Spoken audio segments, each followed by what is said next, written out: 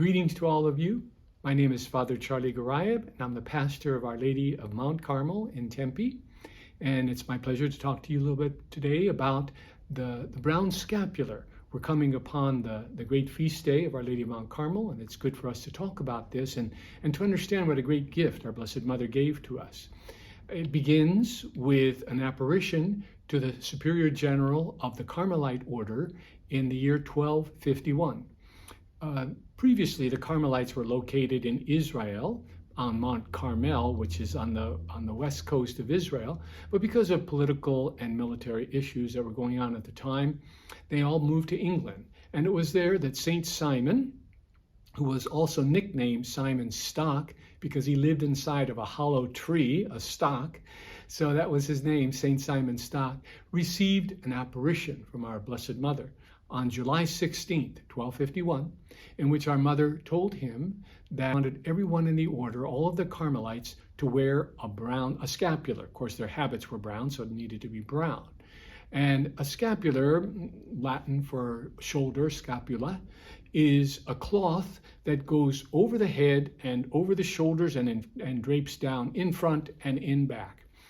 And that this scapular was to be for the Carmelites more than just an additional piece to their wardrobe. It was a sign of their consecration to Mary and Mary's devotion and Mary's care for them and all who would wear this scapular. Today there are numerous orders that have scapulars, but it's the brown scapular that's particularly important that we're going to focus on today, because it brings with it certain promises that our Blessed Mother made and also certain commitments that those who wear it must fulfill. One of the first things that became very clear early on to the Carmelites was that the graces of the scapular were not to be limited to just those in the order. Mary wanted all people to be able to wear the scapular and to take advantage of the great gifts that she was offering.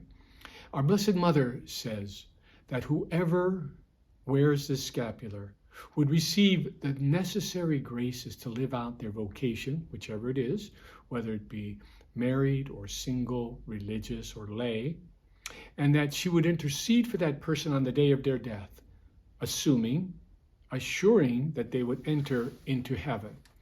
This is what the scapular commonly looks like today. This is mine. It's two pieces of wool cloth that are attached by some rope or string, and it's worn around the neck.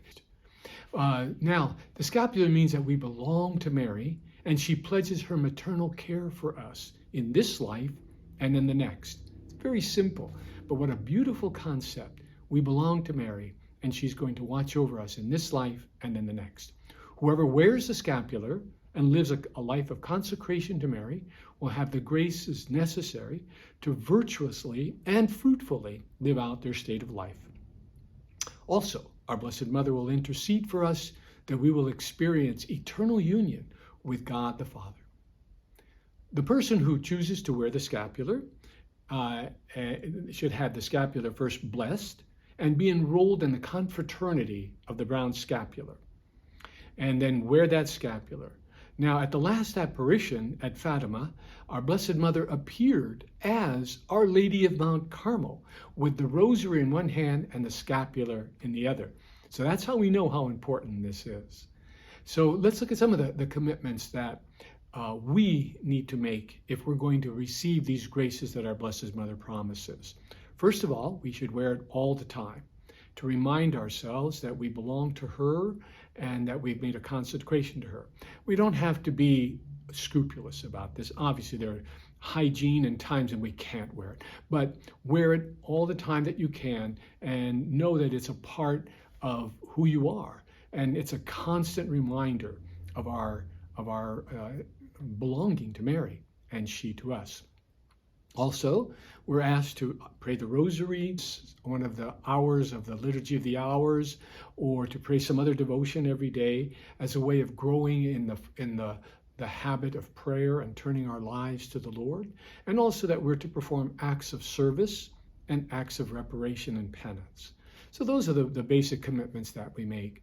They're not extremely demanding, but they're commitments that will allow us to, and hopefully encourage us to live our lives faithfully as we grow in our love for our Blessed Mother and we fulfill our obligations in our state of life.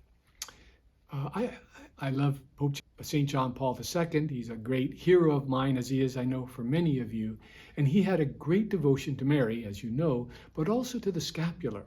When he was speaking to the Carmelite order on their 750th anniversary, he said to them, I'm summarizing, he said, wearing the scapular, which is a sacramental of the church, is a summary of true devotion to Mary.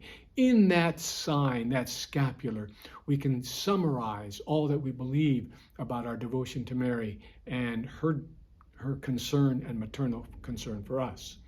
And also, while we can rely on Mary's care for us in this life and in the next, it must inspire us to seek holiness and live out our lives of authentic charity. We can't just say, I'm wearing the scapular and therefore I'm home free. We have a role to play. We have to respond to these graces, otherwise they won't be fruitful in our lives. So as a final word to all of you, particularly those of you who are members of Our Lady of Mount Carmel Parish, I want to encourage you to pray the novena to our Blessed Mother, which begins on the 7th of July, this coming Thursday, and to be invested in the scapular. We will have scapulars available throughout the feast day at the parish, available to all who want one and wish to be invested in the scapular.